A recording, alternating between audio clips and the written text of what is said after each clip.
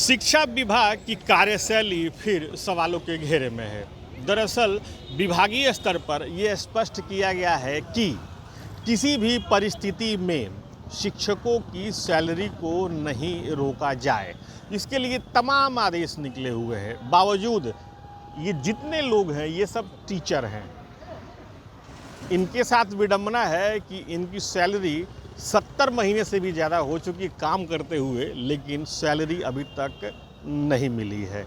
आज ये आए हैं अपनी गुहार लगाने के लिए। हम इनसे बात करते हैं, देखते हैं मामला क्या है।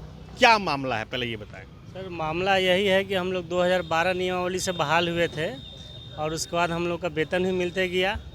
फिर 2014 में एक रीट याचिका हुई थी, रंजीत कुमार बनाम राज्य सरकार के मतलब एक रीट याचिका हुआ था। तो उसमें हुआ था, माननीय न्यायालय की तरफ से एक आदेश आया था कि 2015 से पहले जितने भी शिक्षक बहाल हुए थे सभी का जो है निगरानी विभाग के द्वारा जांचा जाए फोल्डर को। तो सभी शैक्षणिक और प्रशिक्षणिक प्रमाण पत्र की जाँच हुई, हम लोग का भी जाँच हुआ।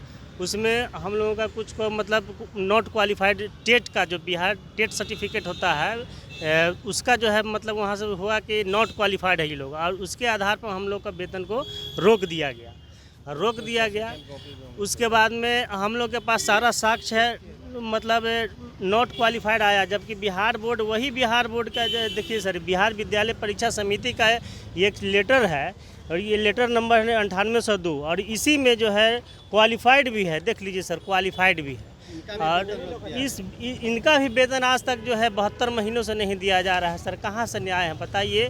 हम लोग बिल्कुल एकदम मतलब रोड पर आ चुके हैं और न्यायालय में हम लोग उसके बाद चले गए। जब हम लोग का वेतन बंद हुआ तो न्यायालय से भी आदेश, माननीय न्यायालय से भी आदेश आया कि भाई जो लोग अभी आप लोगों का ये है, माननीय न्यायालय का ये आदेश है सर, ये आदेश है, देख लिया जाए। इसमें स्पष्ट आया है कि जब तक इन लोग को मतलब आप दोषी नहीं पाए जाते हैं, आप बिना कारण इन लोग को वेतन नहीं बंद कर सकते हैं। वेतन इन लोग को चालू किया जब तक आपका जो है जांच पूरी नहीं हो जाती है तब तक। और इसके ये माननीय न्यायालय के आदेश के आलोक में माननीय डायरेक्टर साहब भी जो है लेटर निकाले। लेटर नंबर ये है सर, लेटर ये है 613 नंबर लेटर है, 22/6/2023 में डायरेक्टर साहब ने निकाले कि जो भी याचिकाकर्ता संख्या 21, 22, 23 रंजना कुमार ये जो भी है, इसको निगरानी अनुसंधान के अंतिम फलाफल की प्रत्याशा में आदेश निर्गत की तिथि के पुनर्बहाल किया जाए। अन्य याचिकाकर्तागण को अनुपस्थिति विवरणी के आधार पर निगरानी अनुसंधान के अंतिम फलाफल की प्रत्याशा में कार्य अवधि का वेतन भुगतान किया जाए। डायरेक्टर साहब का भी लेटर को वो लोग नहीं मान रहे हैं जिला में, डीओ साहब और डीपीओ साहब। माननीय न्यायालय के आदेश को भी लोग नहीं मानने, सारे आदेशों को धज्जी उड़ाया जा रहा है। उसके बाद साथ में सर खुद जिला पदाधिकारी निकाले हैं सर।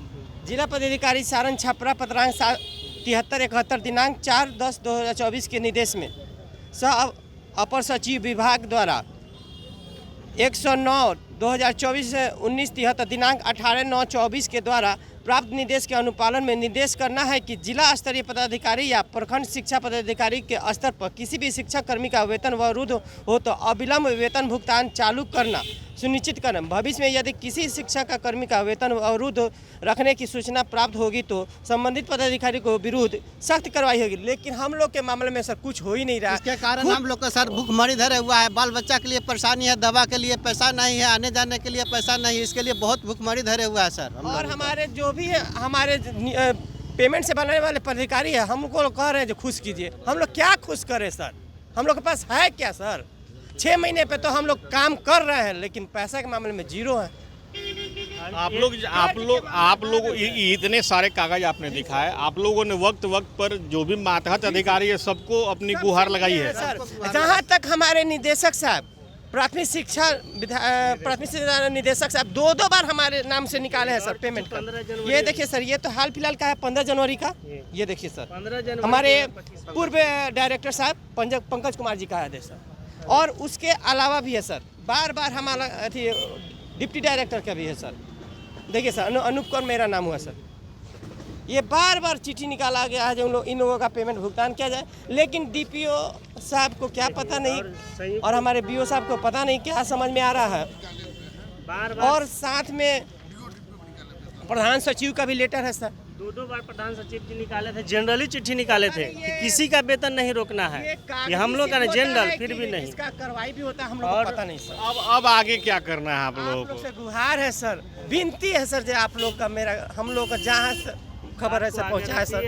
हम लोग को आशा है कि सर आपके माध्यम से हम लोग का पेमेंट मिल जाए, बस सर यही न्याय दिलाने के लिए आप लोग से हम गुहार लगा रहे हैं। हम लोग को न्याय मिलना चाहिए सर। हम लोग काम कर रहे हैं तो सर काम के बदले हम लोग का दाम मिलना चाहिए। आना जाना मुश्किल हो गया है। सामाजिक कार्यकर्ता के नाते हम इन लोगों की समस्या को लेकर के जाकर डीपीओ से मिले, डीओ से मिले, तो उनका ऐसा शब्द था कि ऐसे ऐसे चिट्ठियों को भूजा रख के खाते हैं।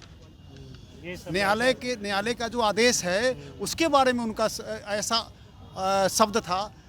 माननीय डायरेक्टर महोदय के चिट्ठी के बारे में कहा शब्द था, और वरीय पदाधिकारियों को उनको पता नहीं, कुर्सी पर बैठते हैं कि कुर्सी माथे पर लेके बैठते हैं, ये नहीं समझ में आता। ऐसा शब्द है वो सुन नहीं सकते। उनका कहना था कि ऐसे ऐसी चिट्ठियाँ कितनी पड़ी है और भूजा रख के खाते हैं। अब समझिए क्या उनका संदेश है, क्या उनका इशारा है, और इन लोगों को बेवजह पेरा जा रहा है। मैं पैसे वगैरह की भी मांग की जाती है क्या पेमेंट रिलीज करने के लिए? हमारे प्रखंड लेवल पर कोई पैसा तो डिमांड नहीं किया जाता, लेकिन खुश करे तो क्या खुश करे सर, क्या खुश करे सर? बिल्कुल, तो ये इन शिक्षकों की गुहार है, और अब इनकी गुहार को सरकार या विभागीय स्तर पर कब तक सुनवाई होती है इसे देखना होगा। लेकिन ये जिम्मेदारी सुनिश्चित करने की बात होगी कि आखिर पटना हाई कोर्ट या फिर विभागीय स्तर पर जो आदेश निकला है उसका पालन जिला स्तर पर क्यों नहीं हो रहा है। Sujit Kumar, TV9 digital, Patna.